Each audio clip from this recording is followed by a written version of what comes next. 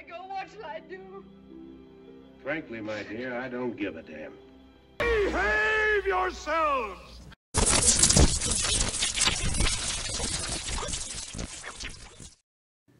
Hello, YouTubers out there. This is Jerry Saravia at the Movies. So today, we're looking back at a film called My Dinner with Andre that was released back in 1981, directed by Malle, who is a French director, has done many films, but the other one that I highly regard as one of the best films of the 90s was Vanya on 42nd Street, which incidentally stars Andre Gregory and Wallace Shawn, in addition to a bunch of other actors, including Julianne Moore.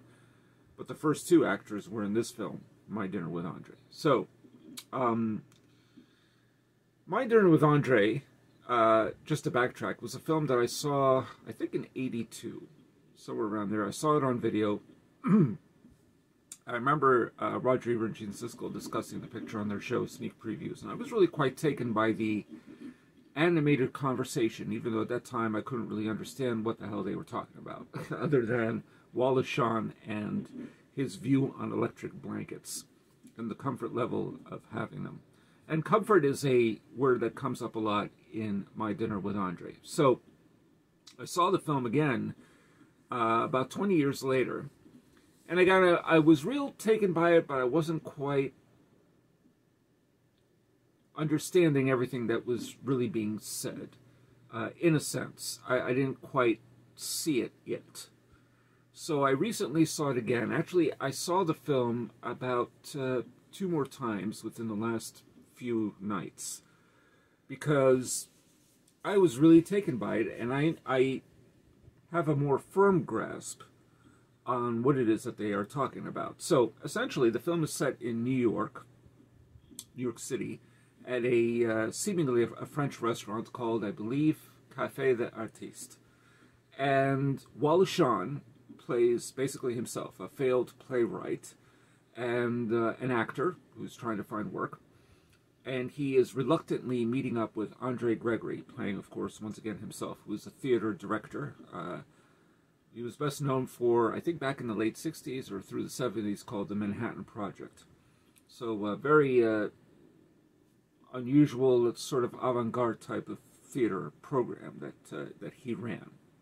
I think Alice in Wonderland was one of the plays that he had done. So the two of them meet at this French restaurant. And again, Wallace Shawn is a little reluctant. He hadn't seen him in 10 years, but they used to be pretty close buddies and all this. And so they meet up.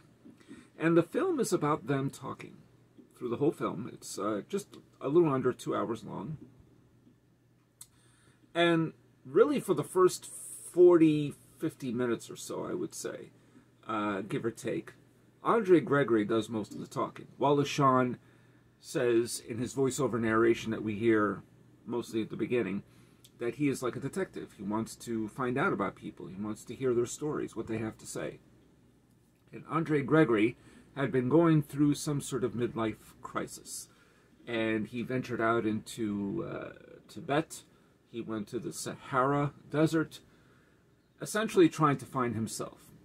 And at one point he discusses a forest out in Poland where these people were very much involved in singing and dancing, sort of a very experimental theater, not unlike what he had done, where he was the one who was an active participant.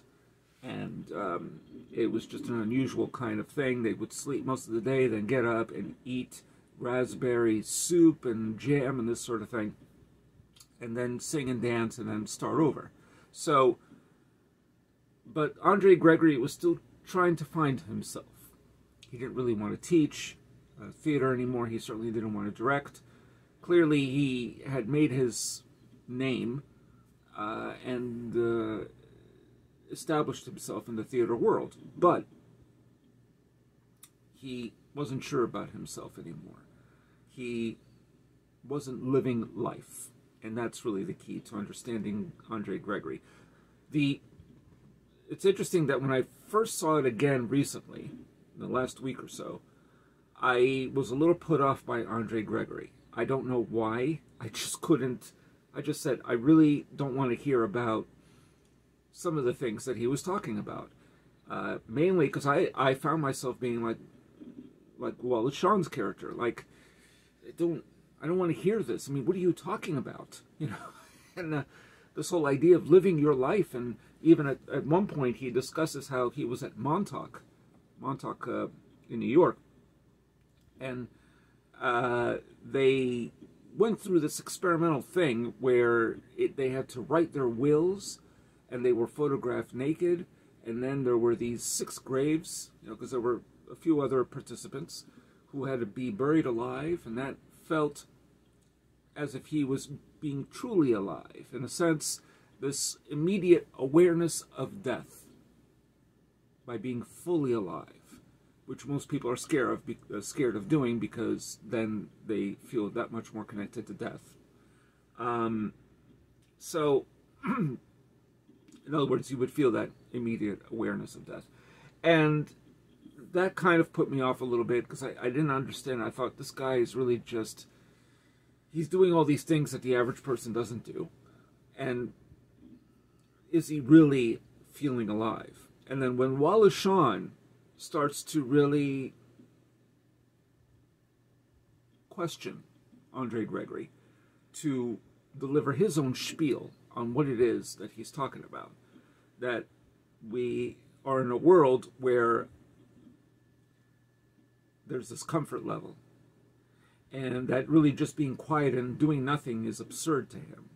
That Wallace Shawn likes to, you know, he talks about reading the autobiography of Charlton Heston, that he can be with his girlfriend and just sit there and read, and somehow that's the comfort level, or having his cup of coffee, and hopefully not finding a roach in it, and that kind of thing. And that he likes his electric blankets. He's used to this, but he doesn't feel as if he's disconnected from reality. Whereas Andre Gregory is saying, we all live in a dream world, and that we are disconnected from reality, that we have somehow become desensitized. And Wallace Shawn is saying, no, not really, and that there, you know, coincidence is not what we often think of as what it is. That if he gets a fortune cookie and it tells him, you're going to talk to this dark-haired gentleman within a couple of weeks, well, he may take that as a sign, but the fortune cookie factory had no idea he was ever going to read that. You know, so that kind of thing. He's more of a realist, and actually Andre Gregory is much more of a guy who wants to live in a world where he can feel and really embrace life. And that's all fine and good, but you're not, you know, you don't have to go, as Wallace Shawn says, all the way to Everest to get that. So that's kind of what their conversation gets into. At first it's about theater, experimental theater, and then eventually it evolves into these life lessons. And Andre Gregory eventually says that we're all somehow like ghosts. That, you know, there's this man who is your father. Everybody has a role in society. A father, a mother, a marriage, a wife, a husband. But eventually they all disappear. And that the one who was your father eventually is going to be a ghost. He's going to die, essentially. And that the one who's the son, where's your place in all this kind of thing.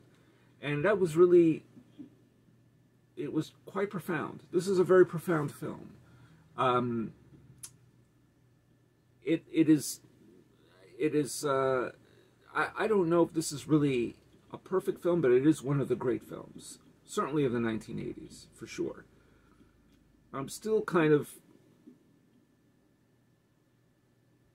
affected by it. I don't know how else to put it. My Dinner with Andre just doesn't, it's not a film that, I mean, I'm living with it.